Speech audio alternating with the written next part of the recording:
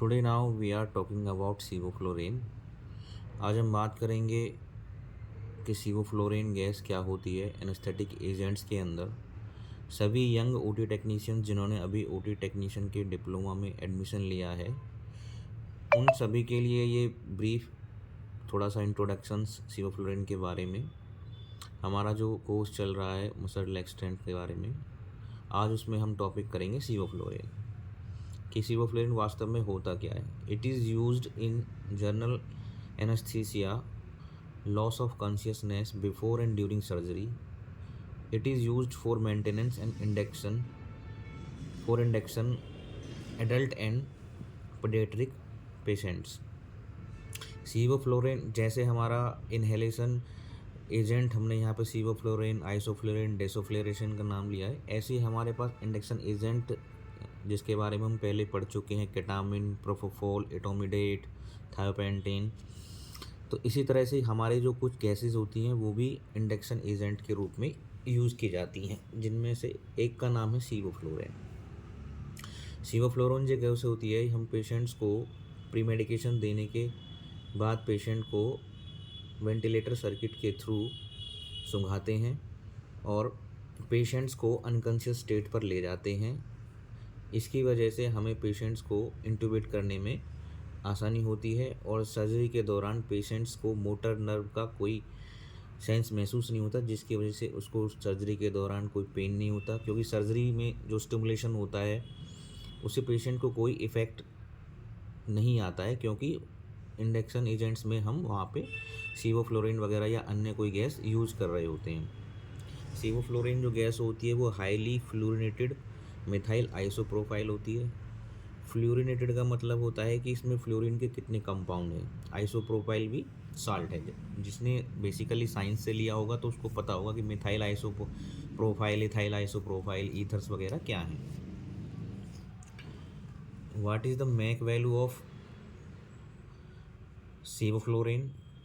देखिए, MAC value का मतलब क्या होता है। मैक वैल्यू का मतलब होता है मिनिमम एल्वियोलर कंसंट्रेशन।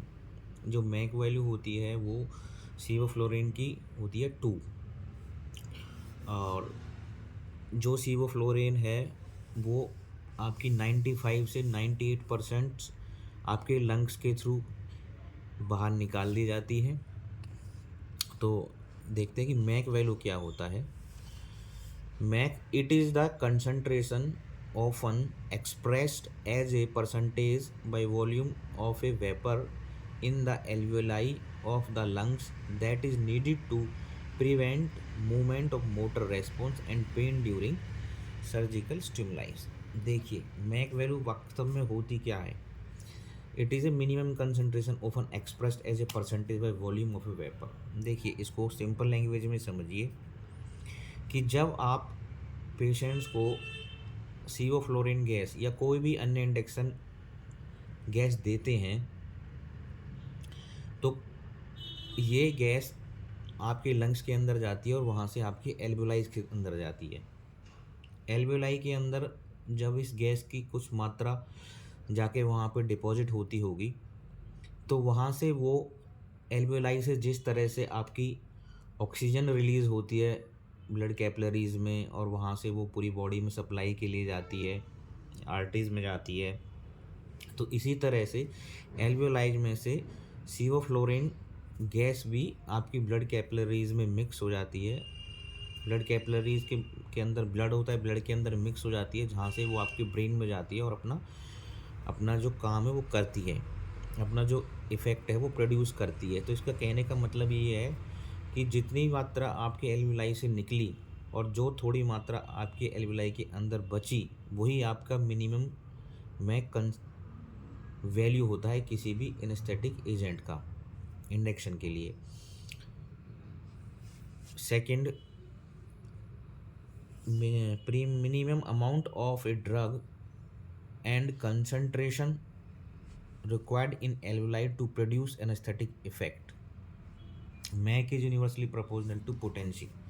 देखिए, जिस ड्रग का मैक ज़्यादा होगा उसकी पोटेंसी कम होगी, जिसकी मैक वैल्यू ज़्यादा होगी वहाँ पे पेशेंट आपको उस पेशेंट के लिए आपके एनेस्थेटिक सीवोफ्लोरिन गैस का उपयोग ज़्यादा करना पड़ेगा।